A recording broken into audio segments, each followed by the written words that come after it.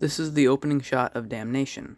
It is roughly 3.5 minutes long and contains one simple camera movement, a slow dolly backwards to reveal the scene is inside of a house, and our subject is the silhouette of a man gazing outward while smoking a cigarette. Nothing of note happens within this shot, or this entire scene. The following shot is a slow pan across a mirror to reveal him shaving, before the shot becomes enveloped by a shadow and the scene transitions. These opening minutes introduce to the viewer what I believe to be the defining trait of this film, a subtle, filmic hypnosis deployed cautiously throughout the full audiovisual capabilities of cinema.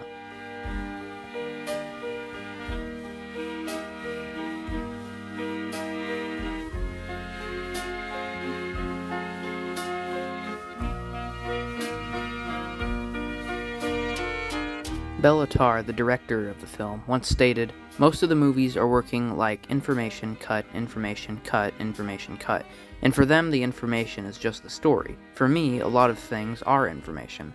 I try to involve to the movie, the time, the space, and a lot of other things, which is a part of our life but not connecting directly to the storytelling." And this is the underlying benchmark of his directorial style. Tarr places a great importance on movement, nature, sound, the basic act of existing in any given environment.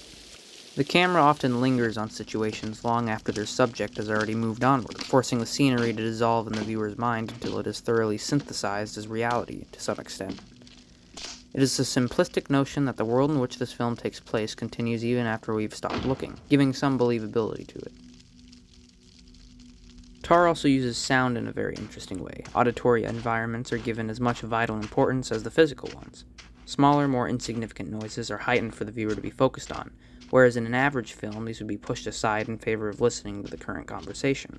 Take this dialogue scene, in which the intro introduces an accordion, a peculiar clicking noise, and the droplets of water from the faucet.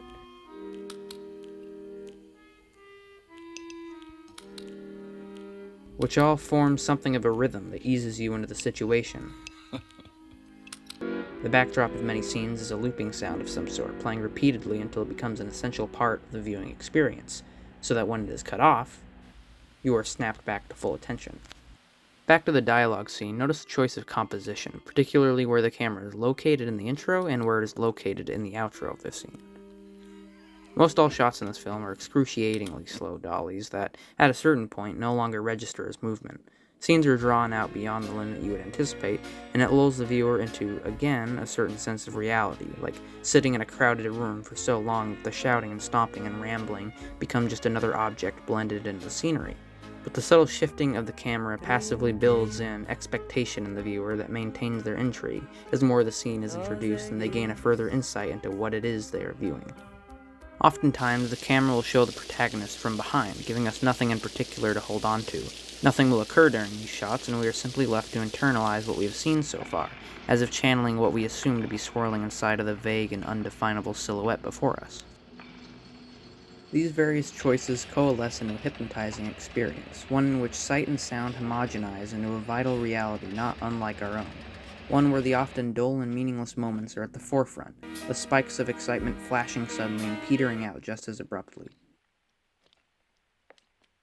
The long takes, scattered soundscapes, muted tones, framing, and composition are all poignantly steeping us in a meandering world walked only by meandering people. As the camera so cautiously leans into the sullen expressions of the men and women of this Hungarian town, we too move further into it.